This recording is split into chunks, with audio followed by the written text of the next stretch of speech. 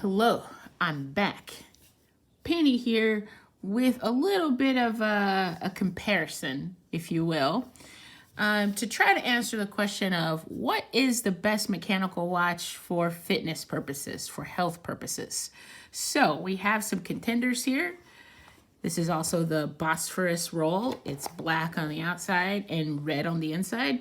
Now, it's more of a wine color. I think on the website it looked more red to me, but this is sort of a wine color for the actual roll. So that is what it is. It's nice. And it's a three watch roll, which I like. I love the 4, but the 3 is just so nice and convenient in terms of its size.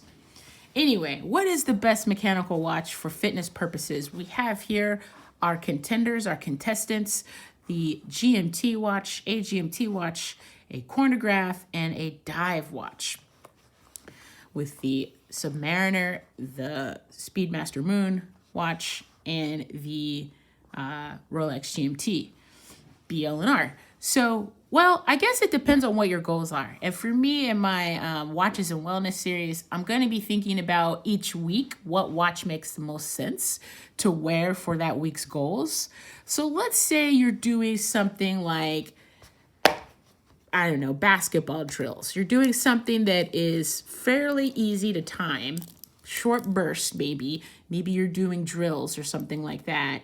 You can use the dive bezel, so it's 1025, 1020, a little after 1020. So let's say I start my drills right now, then I would use this pip here to start to mark that time, and then time elapsed will be counted with the bezel. So I can say, all right, after, maybe 10 minutes, I want to stop, or after 5 minutes, I want to stop. So I think that's kind of useful. The dive bezel is very useful for nice little short bursts of maybe exercise or something like that. You can also, I'm using it for time elapse, but you can also use it for when you want to end. So you can say, hey, I want to end at, 10:45. Now I can go way back around. So I want to end my workout at this time when the minute hand hits over here. So that's kind of another way of doing it. And even into the next hour, you can say under an hour later, I want to come back around and I'm going to work out for 50 minutes or 55 minutes.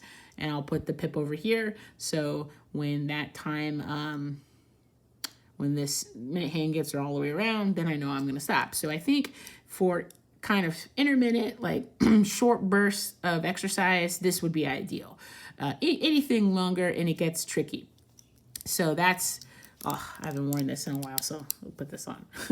That's sort of the good utility of the dive watch. So short burst of time that you're tracking, okay? That is, thank you, Submariner. That's the Submariner's demonstration. Now let's go on to the chronograph. And what good is a chronograph for fitness goals or exercise, okay? So I think the chronograph is best. The chronograph hand is actually running right now. I don't know why. I think I just like to run it sometimes because I like to sync it. Oh yeah, see, I was syncing it with the minute hand. So you can see there that they're both kind of in sync. So I think the chronograph is good. Let's say you're going to go for a hike or a walk and you're just, you don't know how long it's going to take you, but you want to be able to track how much time you have spent on the watch. On the walk. I say watch a lot, the wrong word. It's always on my mind, but you want to track how much time you've been on your long walk or hike. And in this case, you probably are going to go more than an hour. So you set the chronograph hand to start running, and then you don't have to think about it. You go on your hike, you go on your walk, maybe it's a half-day hike or something like that, getting some good exercise in, but you don't have to worry about the time. You just have your chronograph hand running, and then when you have stopped, you can look down here at, let's see, it's the lights are reflecting, but you can look down there at the hour subdial to figure out how much time has elapsed. Maybe you went on a 2.5 hour hike. You will be able to figure that out based on using the hour subdial. I love a chronograph with 3 subdials, not 2. This is why the Tudor chronograph does not appeal to me, and I love that you're able to track hours with it as opposed to like a 60-minute the racing chronographs tend to have a 60-minute chronograph, a 60-minute tracker there. Sometimes they even have 45 minutes. Goodness. But this allows you to track longer periods of time, half a day hike, if you will. You're able to do that. So that is, the chronograph is for longer units of time, at least this particular kind of chronograph. Okay, here. This is all. Let's lay this out a little more respectfully here with these watches. So you got your dive and you've got your chronograph feature. Those are obvious choices for health and fitness, that you might use those two watches and gravitate toward them. If you see my other videos, then you know that I also am a big believer in using the GMT watch for fitness purposes, and especially in tracking fasting hours. So being able to use this watch to track how long I have fasted by setting the GMT hand to my fasting window and tracking it that way. So I think if you're focusing on maybe an eating window, the GMT hand could be useful for that. You can also use, I got all these smudges on it. You can also use the pip on your GMT bezel, if you happen to be wearing a GMT watch, to track, in terms of minutes, similar to the dive watch if you want to, since it is a bidirectional movable bezel, you can do that. And then you're just having to count in fives, well, how much time has elapsed by the time you get here or by the time you get there. It's a little more awkward, I feel, to use the GMT bezel to track time that way, time elapsed, but you can. Or you can also say, when I want to stop, I want to work out for, 25 minutes, so I'm going to put the pip where I want to stop. You can also do that. So the GMT, don't sleep on its utility. I think for me, it's most helpful in figuring out when to eat and when to stop eating. Since I'm relatively obsessed with food and it gets hard to figure out how much time have I fasted.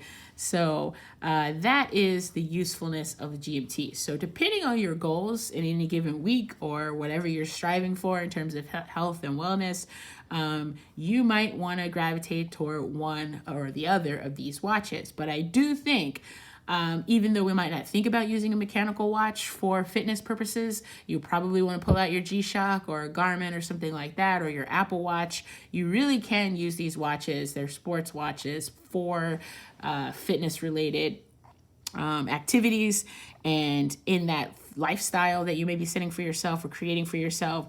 So I see no problem with it. I do not prefer a G-Shock. Maybe I'll make another video on that. I'm going to get hate mail or hate comments about how I do not like the G-Shock. I can't make myself love it, guys. I keep trying, and I do not like the G-Shock. So the G-Shock has loaded, is loaded with functionality, obvious choice for some of these things, but I cannot enjoy the G-Shock. I am so sorry.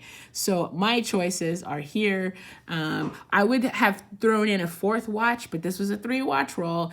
The fourth watch that I would use for swimming is the SKX, because even though you can, of course, use all of these watches for swimming, including your Speedmasters, guys. You can use them in a pool, no problem. Come on, so many people do it. Of course, you can use the Oyster cases for swimming. I tend to not do that just in case there's an accident, just in case the crown is not all the way turned down or locked, and just in case the seals are not, not that new. I tend to not want to wear these in a pool, but I will hands down wear another mechanical watch, a cheaper one like the SKX. When I used to have an Orient Mako, I wear that all the time in the pool. So a fourth option would be a watch that you're going to be using to get wet regularly. Of course, again, you can use these for that. Hats off to you if you do. I would not be opposed to it. I submerge this in water all the time. I take showers in these watches too. So if I was in a pinch, if I was wearing this and this was my only watch on vacation, I would absolutely, of course, wear it in the beach or in the ocean or in the pool. But I also like having a kind of more mechanical beater for that purpose, just in case there is any problem. So this would be my 3-piece set for fitness-related goals, with an optional kind of fourth slot for a just sort of diver beater that I really don't care if it has water damage, because I can replace it. Or like I think the SKX would be my choice for that. All right, folks, let me know, how do you use your mechanical watches for fitness? Is there a choice? Do you have a preference between chronograph, dive watch, or a GMT watch? Do you have a preferred watch, mechanical watch that you use for those purposes? Let me know in the comments. Peace.